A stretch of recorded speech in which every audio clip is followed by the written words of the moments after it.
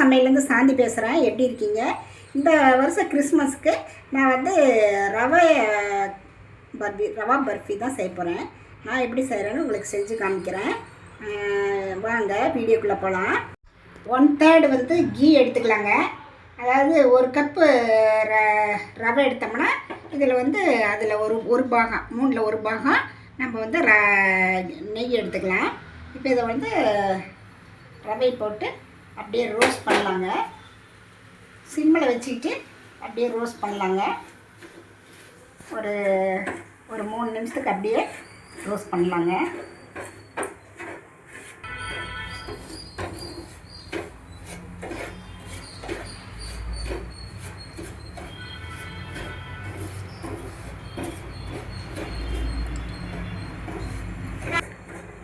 இந்த அளவுக்கு நல்லா வறுபட்டதுக்கப்புறம் ஒரு 1/4 கப் வந்து பாலுங்க, நல்லா கட்டியான பாலை மட்டும் அதையும் சேர்த்து ஒரு 2 நிமிஷத்துக்கு வாழை ஒன்றா சேர்ந்து வர மாதிரி கலரி விட்டுருக்கலாங்க. மீடியம் ஃப்ளேம் லோ ஃப்ளேம்லேயே வச்சு கலரிக்கலாம்.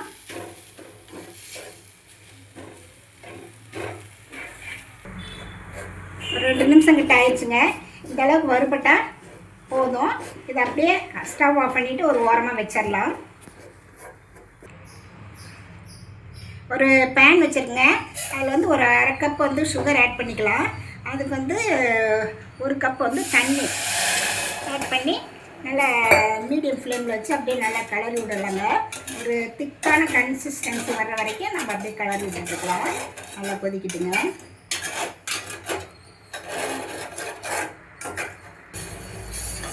பாருங்க, நல்லா பால் கொதிச்சிட்ருக்கு. இது வந்து ஒரு 3 நிமிஷம் நான் கொதிச்சேன்னா அந்த திக்காகும். அப்படியே நல்லா கொதிக்கிற வரைக்கும் நம்ம அப்படி கலரிட்டுக்கலாங்க. பாருங்க, பாவு நல்லா இந்த மாதிரி திக்காகிறப்ப நம்ம வந்து ஸ்டவ் ஆன் பண்ணிவிட்டு அந்த வறுத்த ரவையில் இந்த பாவை வந்து நம்ம ஊற்றி கலரிடலாம். ரவையோடு சேர்த்து நம்ம அப்படியே கலரி விடலாங்க.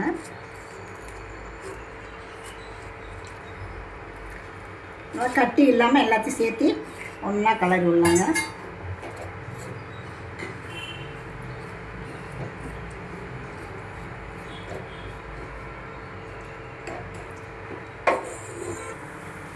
லோ மீடியம் ஃப்ளேம்லேயே வச்சு இந்த மாதிரி கட்டிகள் இல்லாமல் நம்ம அப்படியே நல்லா கலர் விட்டுட்டுக்கலாங்க.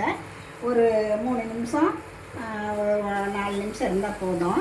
இது வந்து இந்த பேன்லேருந்து ஒட்டாமல் இருக்கிறப்ப நம்ம எடுத்து ஒரு ட்ரேயில் வந்து நெய் தடவின ட்ரேயில் ஊற்றி நம்ம அப்படியே பீஸ் போட்டுக்கலாம்.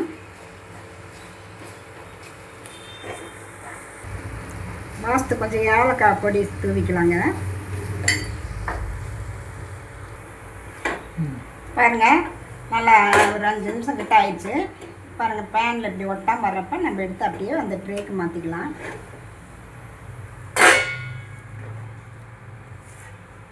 போட்டு அப்படியே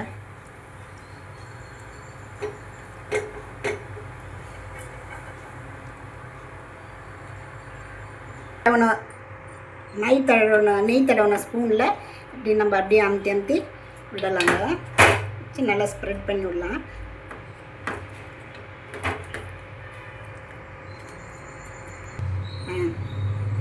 பாருங்கள், நல்லா இந்த மாதிரி ஸ்ப்ரெட் பண்ணி விட்டு கொஞ்சம் பாதாம் பிஸ்தா இந்த மாதிரி கட் பண்ணி இது வந்து கார்னிஷ்காக மேலே அப்படியே தூவி விடலாங்க. தூவி விட்டோன்னா ஒரு மணி நேரம் இது நல்லா செட் ஆகிற ரூம் டெம்பரேச்சர் வர வரைக்கும் அப்படியே விட்டுடலாங்க.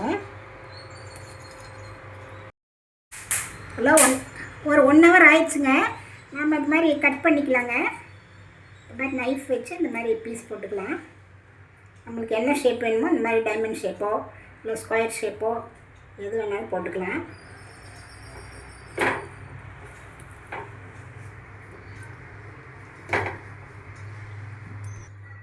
நேராக கோடு போட்டு இப்படி கிராஸாக நம்ம கோடு போட்டோம்னா நம்மளுக்கு டைமண்ட் ஷேப் வந்துடுங்க.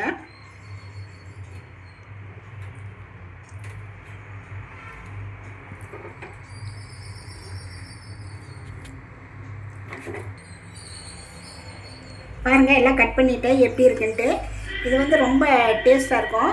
குழந்தைங்களும் ரொம்ப விரும்பி சாப்பிடுவாங்க. இந்த வருஷம் கிறிஸ்மஸுக்கு நீங்களும் இது மாதிரி ட்ரை பண்ணி பார்த்துட்டு எப்படி இருக்குன்னு ரதியா சமையலுக்கு சப்ஸ்கிரைப் பண்ணுங்கள், லைக் பண்ணுங்கள், ஷேர் பண்ணுங்கள். அடுத்த வீடியோவில் வேறு ரெசிபியோடு சந்திக்கிறேன். வணக்கங்க.